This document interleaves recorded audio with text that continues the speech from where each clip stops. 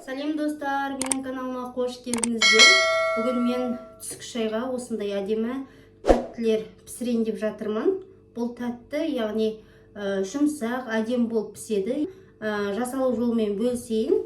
Сіздер де жасап көруге тырысыңыздар.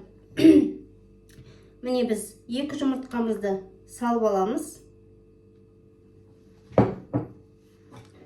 2 жұмыртқамызды бұлғап аламыз.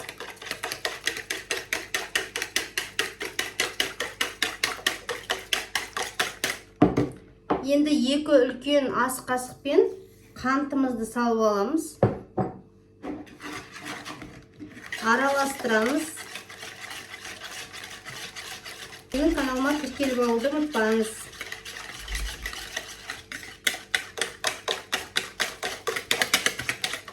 Енді үй температурасында тұрған осындай 250-260 граммдай бізге айранымыз қажет. Үйдің айранын қоссаңыздар да болады, өздеріңіздің қалауларыңыз бойынша. Айранымызды құйып алдық, енді араластырамыз.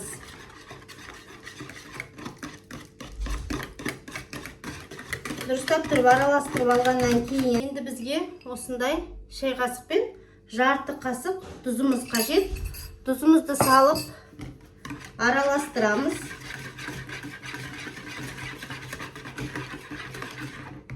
Енді 250-260 граммдай қанша айран құйдық, сонша осындай мәнемізді ыдысымызға салып аламыз.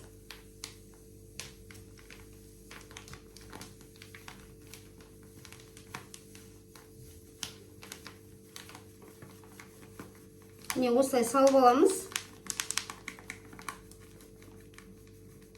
Айранымыз қандай көлемде болды, сондай.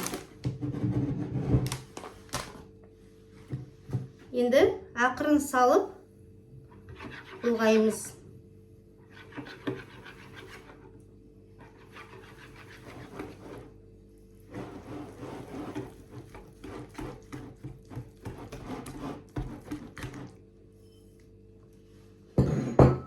Мәнемізді барлығын салдым.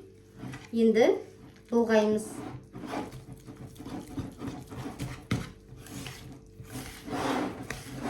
Барлығын қосып араластырып алғаннан кейін бір 15 минутқа жылы жерге қоя тұрамыз.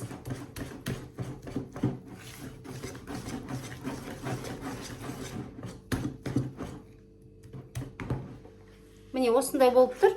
Жылы жерге қоя тұрамыз. Оңай тез жасалады.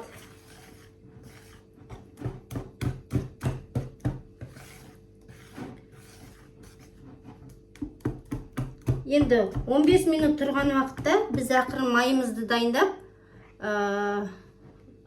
қайнағанын күтеміз. Сосын бірте-бірте пісіре бастаймыз. Бізге енді сіздер енді қасықпен сала берсеңіздер де болады. Егерде мынандай кондитерский мешок болатын болса, сондаймен жасағандарыңыз ыңғайлы. Енді қазір 20 минуттан кейін қалай жасалу жолын сіздерге көрсететін боламын. Таңғы шай болсын жасап қойсаңыздар әдемі.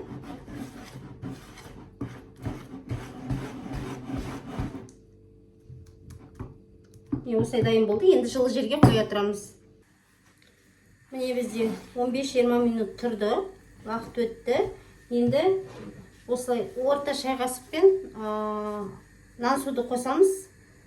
Егерде сіздер үйде разрыхлитель болатын болса, соны қоссаңыздар да болады. Енді өздеріңіздің қалауларыңыз бойынша енді ақырын бұлғап жібереміз.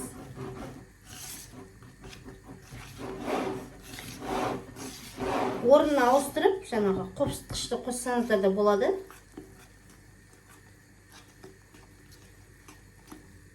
Осындай болып тұр. Жақынырақ көрсетейін. Бастырып жіберіп, ыдысымызға қоямыз. Ана мен көрсеткендей сіздерге осындай кондитерлік салафанымызды ыдысымызға салып,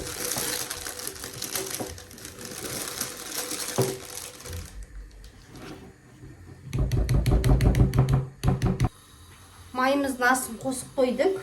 Майымыз ысимыз дегенше біз осы ыдысымызға дайындаған шайымызға тәттімізді осылай құямыз.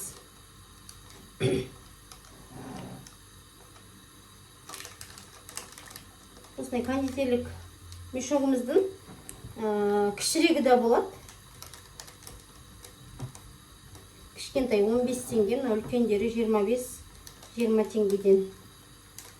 Қымбат емес, сондықтан үйге алып қойсаңыздар болады.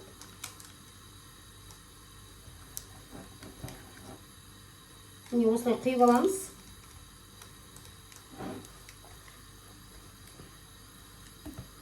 Бізде салафан үлкен болғандықтан барлығын бірге құя салайын. Бөліп жатпай. Құя аламыз. Төмен қарай сыдырылып түсті. Енді астын қазір кішкене майымыз дайын болды дегенде кішкене кесетін боламыз. Міне бізде осындай. Сіздер де жасап көріңіздер. Енді қазір қалай пісіреміз, соны түсіретін болам. Қараңыздар, бірге жасап көріңіздер. Каналға тіркеліп алыңыздар. Міне бізде майымыз дайын болып қалды. Енді біз мешогымыздың астын кішкене кесетін боламыз.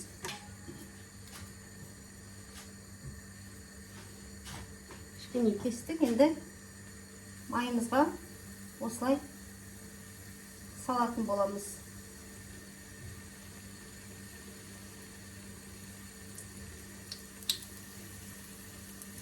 Майымыз әдемі қайнап жатыр. Тез әрі жылдам дайындалады.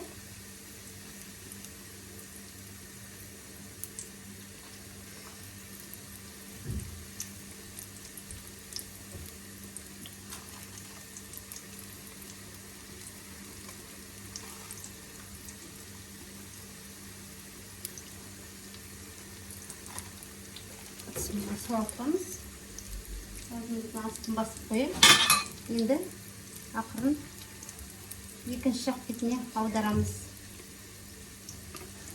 Міне осылай әдемі болып пісіп жатыр. Өздеріңіз көріп тұрғандай. Рецепт бойынша жасап көріңіздер. Описание бөліміне қалдыратын боламын. Үйдің айраны болсын, дүкеннің айраны болсын, қоса берсеңіздер болады. Міне, жұмсақ әдемі болып пісіп жатыр, өздеріңіз көріп тұрғандай. Енді қазір піскен сайын осылай батысымызға аударып алып отырамыз. Тез әрі жылдам дайындалатын осындай тіске басарымыз.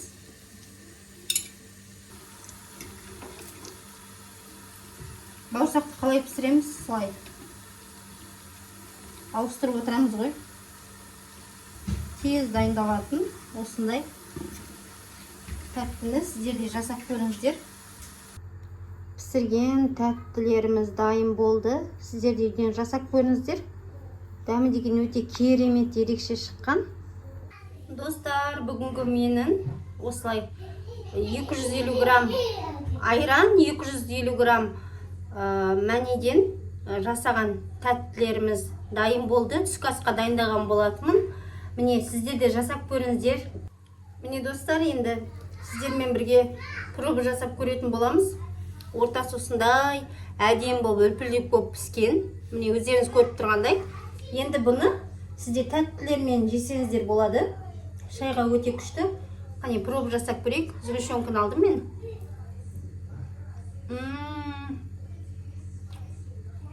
Дәмі деген ма?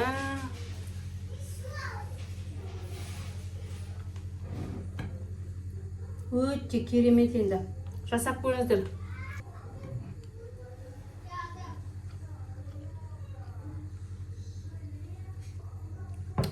Ерекше шығады екен. Өте артық қантын да қосып керек емес.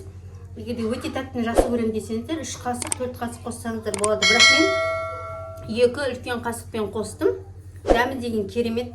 Енді тәтті емес, бірақ әдемі болған.